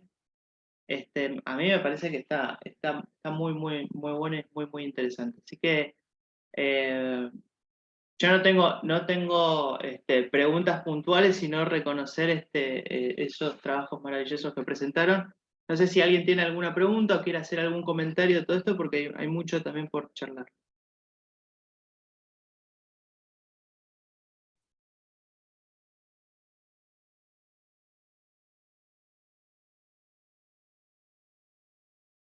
Sí, Laura, sí. Gracias. Bueno, buen día a todos. Eh, Muchísimas gracias. En realidad, creo que ambos espacios han sido muy ricos, ¿verdad? Y permiten hacer pues una ampliación sobre estas diferentes perspectivas para aproximarse al tema. Eh, bueno, yo traté de tomar algunas notas cuando estaban exponiendo y me queda ahí como algunas cosas que pienso que tal vez me gustaría poner para tal vez problematizar, discutir un poquito más, profundizar y conocer también un poco esas impresiones. Una de esas tiene que ver con el planteamiento que hacía Francisco sobre esta aproximación de la precariedad desde una perspectiva multidimensional, ¿verdad? Cómo incorporar categorías, digamos, nos permite ver esas particularidades, diferenciar en torno a ciertas poblaciones, pero también en algunos momentos perdemos, ¿verdad? El vínculo con categorías esenciales, como incluso la misma, ¿verdad?, centralidad de la categoría trabajo, desde una perspectiva como la que nos proponía también Tania antes. Entonces, yo creo que es como, ¿verdad? Como ese reto, ¿verdad? ¿Cómo hacemos? Y también lo vemos ahora en los análisis de caso que así nos planteaba, ¿verdad? A veces estamos ubicando la precariedad y el trabajo en vínculo con una serie de aspectos que también nos desvían tal vez de ese centro de la reflexión eh, del tema en sí, ¿verdad? Yo creo también, bueno, eso, ¿verdad? Como para profundizar a partir de lo que ustedes consideran, ¿cómo hacemos para ver lo específico, pero siempre mediado a partir de esas categorías digamos, de la universalidad o de una aproximación totalizante? Porque yo coincido también con Livia cuando plantea la importancia de los análisis de caso, de las voces, de las personas, ¿verdad? Que están en esas mismas, de las experiencias concretas, pero ¿cómo hacemos para que esas experiencias concretas no sean, no se observen aisladamente de toda esa perspectiva pues más global de la temática? Otro de los como aspectos que yo quería consultar o plantear, ¿verdad? Cuando vemos más la parte de la movilización, ¿verdad? En términos de esto que nos decía también Livia, de una categoría tal vez más política que sociológica, ¿verdad? Estos retos que nos presenta la situación actual en términos de todas esas personas que ni siquiera están siendo autopercibidas como clase trabajadora, ¿verdad? Entonces, yo creo que acá esa vinculación o esa pregunta de quién es el sujeto revolucionario hoy, ¿verdad? ¿Quién es el sujeto llamado a la transformación social si tenemos toda esta reconfiguración de la clase trabajadora como tal, ¿verdad? Y particularmente en las realidades latinoamericanas, donde en efecto pues estamos viendo, bueno, yo tal vez ahora cuando ponga un poco el caso de Costa Rica, vamos a ver que si hay como toda esa retracción de derechos a partir de el establecimiento del neoliberalismo. Sin embargo, no es aislado a toda la tendencia propia del capital y las crisis cíclicas, ¿verdad? Entonces, a mí me parece que me queda como esa duda, ¿verdad? ¿Quién es el sujeto revolucionario hoy y cómo hacemos para que todas esas luchas aisladas que se configuran en términos de los nuevos movimientos sociales, ¿verdad? Aquellos que están en términos de las cuestiones ambientales o las feministas o, ¿verdad?, las cuestiones indigenistas, entre otras, ¿cómo hacemos para que realmente haya esa articulación? Y tal vez si alguien tuviera un poco más de información sobre el caso francés en este momento, ¿verdad?, que sea tal vez un poquito de referencia, a mí me parece que sería interesante conocer un poco más, ¿verdad?, tal vez cuáles son esas oportunidades que podemos ver en esas situaciones actuales. Y eso, gracias.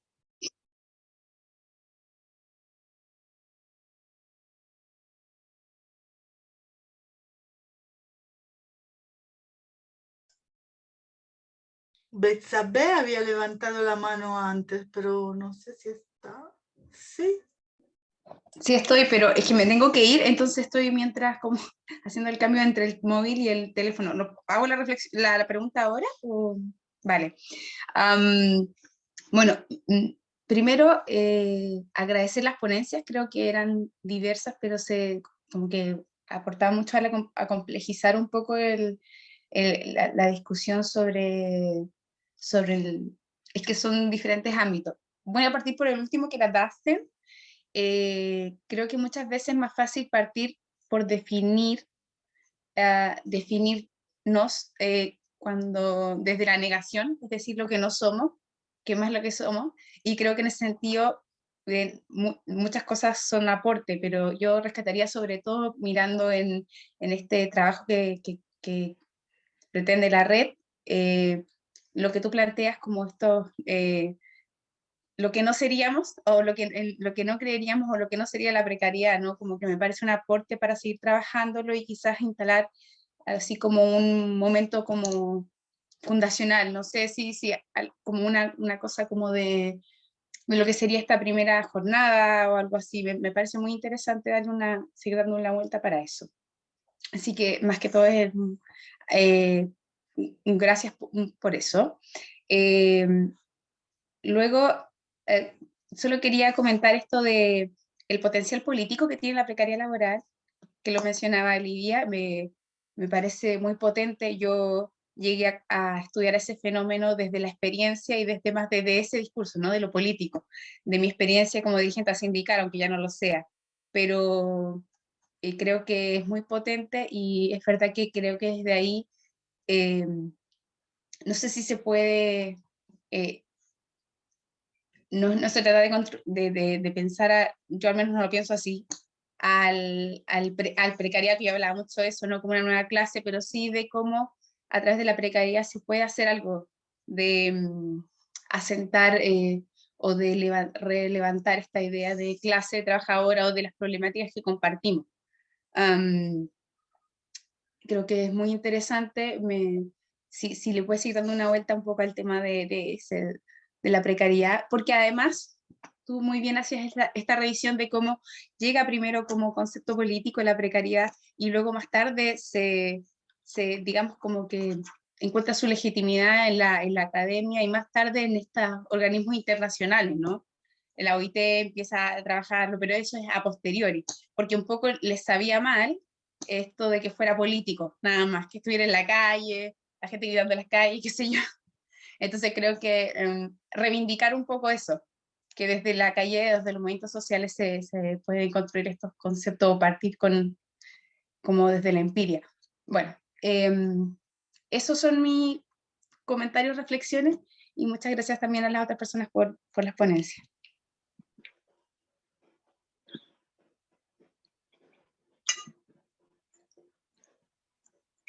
Tania.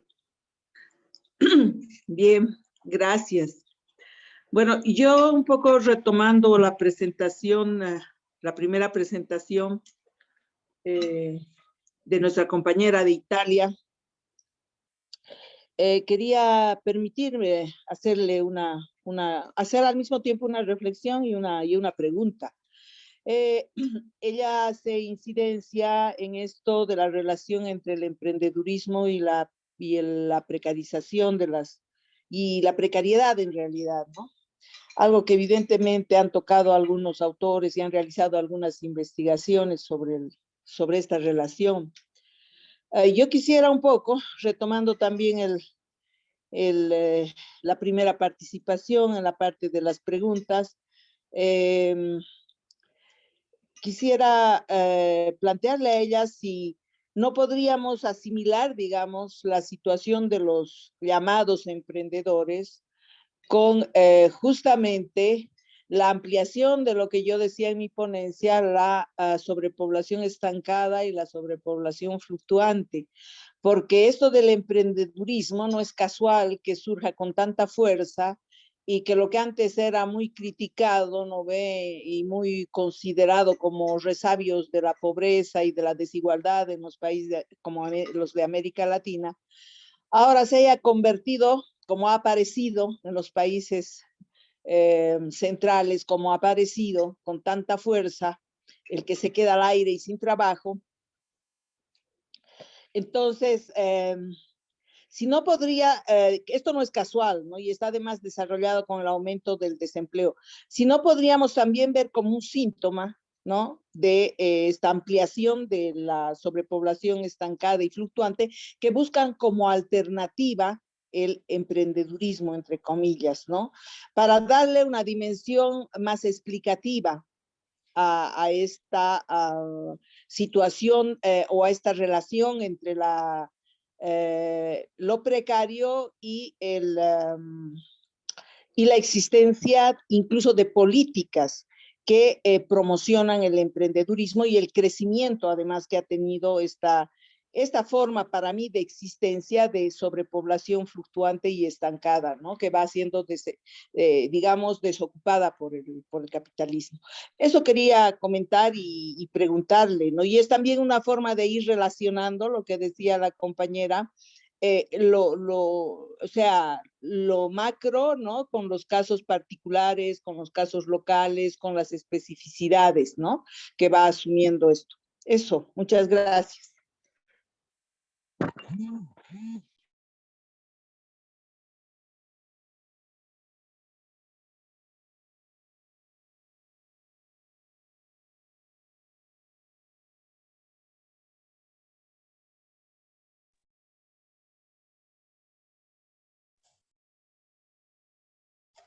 ¿Le contesta Tania?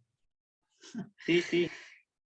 Sí, seguramente, Tania, hay inclusive proyectos gubernamentales específicos en Portugal, por ejemplo, de volver los desempleados emprendedores, ¿no? Un proyecto para que los desempleados se vuelvan emprendedores. Acá también hay una inversión increíble del SEBRAE, que es un organismo público-privado que se ocupa de los micros emprendedores y que hacen programas específicos en los sectores poblacionales, en la favela, en las mujeres, ¿no? En los sectores donde hay más desempleo. Pero creo que no es solamente eso.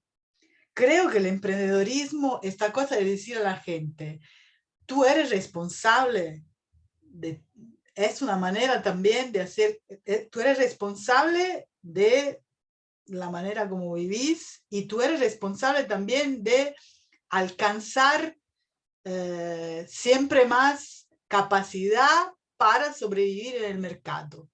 Hacer con que la gente se convence que es el problema es solamente individual y no es colectivo. Es una manera, ¿no?, de gobernar a la gente para que cada uno se asuma su responsabilidad y piense que si no lo logra es porque él no lo hizo bien, no porque el sistema no le permitía vender más un producto o vender su fuerza de trabajo, porque el problema está en cada uno, ¿no? Y esto, así, uno lo ve muy bien cómo funciona, ¿no? Inclusive en esto que en algún momento Dustin hablaba, ¿no? De la salud mental, del sufrimiento, porque esta cosa de tener siempre que tener la prestación la mejor. Un día le pregunté a un alumno que no venía en las clases de políticas públicas y me decía, no, no me interesa más porque yo trabajo muy bien. Yo dije, ¿dónde trabajas? En el banco, donde hago los modelos de evaluación de la performance, y me lo dice con estas palabras, de los gerentes del banco, de la agencia del banco. Le digo, ¿por qué te gusta esto? Y me dice, porque toda semana tengo un desafío nuevo. Toda semana tengo que hacer algo nuevo y me siento desafiada en hacer algo diferente. Este discurso de todo el tiempo mejorar a sí mismo y desafiar las propias capacidades y poner las propias capacidades en juego, así, sobre todo con los jóvenes, se le han quedado súper bien. Y esto significa también toda la producción estética de la cosa, ¿no? Hay una inversión estética increíble acá. Y no es por acaso que las mujeres empoderadas, negras, invierten una cantidad de plata increíble en la propia producción personal, ¿no? Y esto también es algo como que, bueno, las feministas nos han invitado. Entonces, hay esto, el gobierno de la conducta, y la otra cosa es que me parece que hay que recuperar todos los discursos que lo que hacían los críticos a los, ¿cómo se llamaba? A los microcréditos, ¿no? Es una manera de salvar el capitalismo. Toda esa circulación de plata alrededor de programas de microinversiones, lo decía Ana Ñaroe, es una manera de salvar un capitalismo en crisis. A mí me gustaría encontrar a alguien que investiga, porque yo no entiendo nada, el mercado financiero. ¿Por qué hay tantas inversiones hoy en joint venture, grandes corporaciones de inversión norteamericana en las favelas y en los pobres de Latinoamérica? Es increíble la cantidad de plata que se está invirtiendo en eso. Es como que hay una financiarización de la pobreza, pero no es de la pobreza, es de la posibilidad que la pobreza tiene de generar riqueza, ¿no? En cuanto fuerza productiva, ¿no? Entonces me parece que algo también a pensarlo en ese sentido. Sería reductivo pensar que el emprendedorismo se desarrolló solamente porque no hay trabajo para todo el mundo. Esto es verdad, pero es una parte.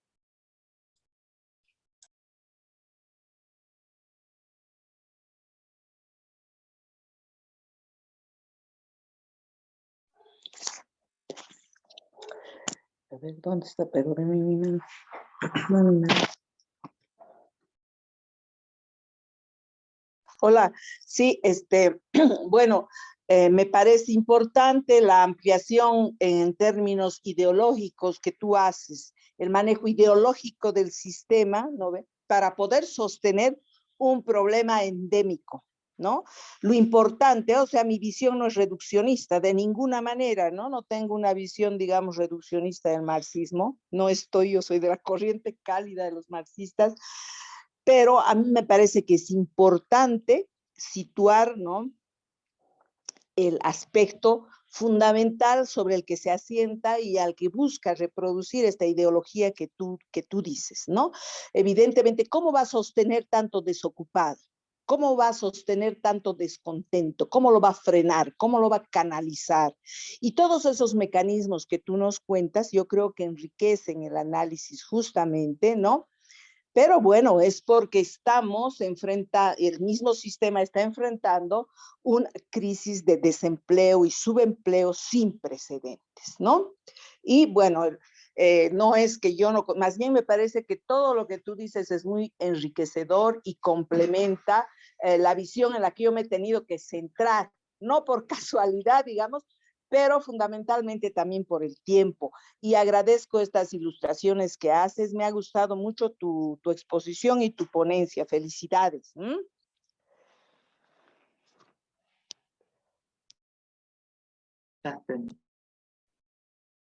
Sí, bien cortito en el sentido de que igual, por ejemplo, yo creo que muchas veces como que hay un marco que nos permite interpretar o explicar, pero a la vez que puede ser, por ejemplo, la tradición marxista, puede ser una tradición neomarxista, postmarxista, etcétera, o pueden ser enfoques weberianos, neoweberianos, qué sé yo, pueden ser múltiples, no sé, matrices teóricas. Pero hay un tema igual que de repente que no sé específicamente cómo será en todos lados. La compañera Laura preguntaba, por ejemplo, el tema de Francia. Hay como una, eh, o sea, barreras o como barreras que se le pone a la avanzada del capital de manera, de manera masiva, en el sentido de que hay una convergencia de la sociedad que se da cuenta de que hay una amenaza efectiva al conjunto de, llámese el bienestar, llámese la situación, llámese la posición, y además hay un principio de valores, ¿no? O sea, como que no es un elemento menor, no es una cuestión muy zafada que estoy diciendo, sino como hay principios estructurales, por decirlo así, que delinean también la concepción que tiene una sociedad sobre sí misma también. Y no una sociedad abstracta, sino como sin clases, etcétera, sino como también eh, marcos, principios mínimos y efectivos de respeto de sí mismo, por decirlo así. Y en Francia lo que sucedió fue que Macron utiliza un dispositivo, digamos, institucional normado, que lo tiene como atribución, como gobierno, de colocar e imponer una ley sin consultarle al Parlamento. O sea, es como lo que hizo Castillo, o es que lo que hubiese hecho Castillo en Perú, diciendo, ¿saben qué? Voy a pasar esta ley sin preguntarle al Congreso, pero como fue en Francia, tiene otra connotación, en Perú tiene otra connotación, ¿me entiendes? O sea, como eh, es un ejercicio también totalitario, por una parte. Y eso desafía a, perdón que lo diga de esta manera, que puede ser como muy esquemática, pero también a toda una tradición sociocultural y política con respecto al sentido del ejercicio de la política. Bien. Y yo sé que esto es muy abstracto, tal vez muy general, pero ahí, frente a una amenaza de la precarización, que el proyecto de ley lo que incluía era aumentar las edades de jubilación, es decir, eh, hacerte trabajar más, por decirlo de alguna manera, o sea, no tener espacio para a la jubilación, con respeto y una significación por la vida, por la edad, etcétera, toda esa dimensión, al verse amenazada hay una respuesta. Entonces, eh, uno podría identificar cuáles son esos principios, normas o elementos valóricos, por decirlo así, que también están presentes dentro de nuestros marcos de referencia para poder delimitar también esos límites al ejercicio del barrido, ¿no? Que significa la precarización, pero como parte de nuestra estrategia del capital. Yo creo que por eso que partir de lo negativo nos ayuda en ese sentido, o sea, como acá decimos la cosa que no queremos ser, ¿no? O sea, como la cosa que no nos pueden obligar. Eh, pero por otra parte, que es lo que dice Livia, también hay una urgencia. O sea, Claudia también lo expresó también en su investigación. Entonces, vivimos al límite del presente. Entonces, y ese igual es un lugar de gobierno. Lo que plantea Livia, o sea, como también hay un goce en eso. Eso es lo complejo también. O sea, no es un lugar que de las opresiones donde todo es se puede ver así como grisáceo en términos de una explotación brutal, ¿no? O sea, hay un espacio de mucho consentimiento también y que está recodificando la manera totalitaria en que se están pensando las sociedades. Eso yo creo que es nuestro llamado de alerta en términos de la precariedad, es cómo la precariedad se ha impuesto y cómo también un gobierno totalitario, fascista, se puede imponer también como un régimen de goce. O sea, como una nueva sociedad precaria, pero de los precarios, ¿me entienden? O sea, como yo creo que por eso que propuse esos giros para poder pensar también en su articulación, no como se han venido pensando los indigenistas planteando el giro de colonial por una parte, otros por aquí haciendo el tema tecnológico por el mercado laboral, etcétera. No, o sea, como yo creo que la precariedad nos permite esa plasticidad como para poder visualizar hasta esta demencia a donde nos quieren colocar, ¿no? O sea, como que es.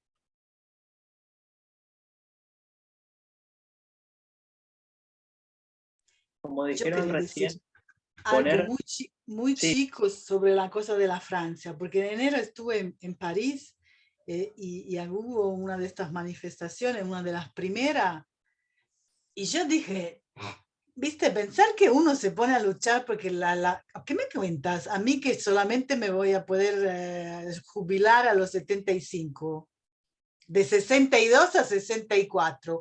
O en Italia, que lo que se sabe es, de acá a 10 años, el Estado no tiene más plata para pagar la jubilación. De acá a 10 años se acabó. Así que, ¿de qué estamos hablando? Cuando estás en Francia, te das cuenta que ahí, de verdad, la cosa es, ¿no? Las manifestaciones se quedaron interesantes cuando llegaron otros sectores, no solamente los que luchaban contra el aumento de la... Porque ahí, sobre todo los estudiantes, la gente, los gilets jaunes de antes, ¿no? Empezaron mucho más a pensarlo como la precarización de todos los sectores de la vida, no solamente la cuestión de la jubilación, ¿no? El futuro que tenemos, la cuestión ambiental, la cuestión de la tierra, un montón de otras cuestiones. Ahí la cosa se hizo interesante porque lograron lo que yo estaba diciendo, articular luchas distintas, que es algo que me parece, es urgente, porque no se logra, ¿no? Acá en Brasil por lo menos hay una atomización total, ¿no? La cuestión racial, la cuestión de la cuestión identitaria, o la cuestión de la desigualdad, o la cuestión de la marginalidad, pero no se logra para nada hacer. Y ahí lo lograron, pero ¿por qué los sindicatos están en la huelga? Los sindicatos, cuando llegan a una huelga, en cualquier lugar del mundo, es poderosa la fuerza de los sindicatos. Pero en Italia hace mucho que los sindicatos no hacen una lucha. Acá hace años que los sindicatos lo mandan a pelearse solo con la policía, los profesores, que son los que más se pelean desde siempre, ¿no? Pero están solos, así, la masa de los sindicatos. Yo me acuerdo en la manifestación en los 70, cuando hacíamos y la policía llegaba, uno encontraba un pedazo de sindicato que estaba por ahí, estaba a salvo, ¿viste? Porque llegan en masa. En Génova, en las manifestaciones del G8 en Génova, estaba el sindicato. Es otra conformación cuando no está esto, y el trabajo precario, los sindicatos no lo defienden, no lo defienden.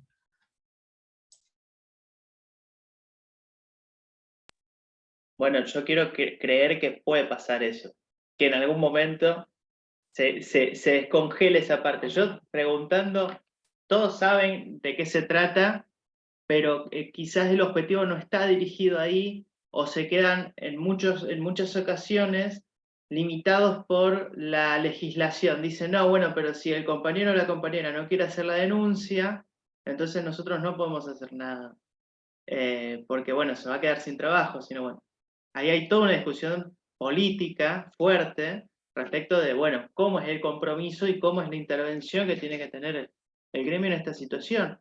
Porque si nosotros nos ponemos a ver, más allá de todos los criterios que podemos elegir para definir si es precario o no, y que siempre usamos, que siempre está de base, que si está o no está registrado en el caso de los asalariados, las personas asalariadas, estamos viendo que casi la mitad, o un poquito menos de la mitad, tienen una situación de no registro, que sería como una cuestión de precariedad importantísima. Más de la mitad, menos, 45, qué sé yo. Y si lo empezás a filtrar, juventudes, mujeres, migrantes, eso se dispara. Entonces, ¿y el sindicato dónde está? Está, pero está en otro lado. Y cada vez es más chico. Yo creo que esto que estás comentando, Olivia, la transversalización, va, como se ve en Francia, que está motorizada también por la CGT, ¿no? Pero digo, en un momento va a ser tan fuerte esa transversalización que se va a movilizar. Yo creo que es así. Y eso que hablaban, espero, confío, no sé, pero eso que hablaban de si no se moviliza, si no está en la calle, que era algo un poco que había dicho Tania, ¿no? Si no nos movilizamos, nos pasan por arriba. No lo dijo así, pero es más o menos lo que estoy pensando, ¿no? Que cómo es el compromiso que es con la militancia en la calle, que tiene mucho que ver con eso.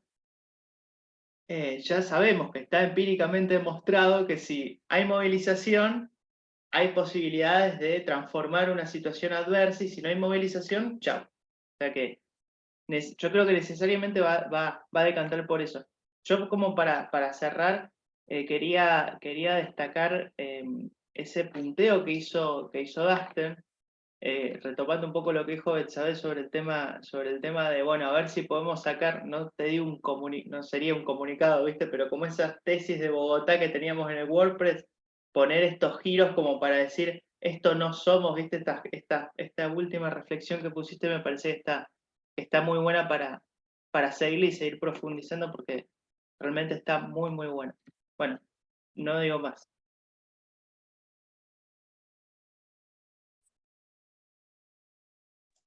¿A Sí, yo qué solo hora para- vamos a comer, chicos? Sí, yo para cerrar ya, pero porque no habían tampoco preguntas específicas, pero agradecer el panel, la posibilidad de escucharnos, de conversar, de entretejernos, de entramarnos y sí, pues, como que me renueva eso de, de la precariedad como categoría de organización.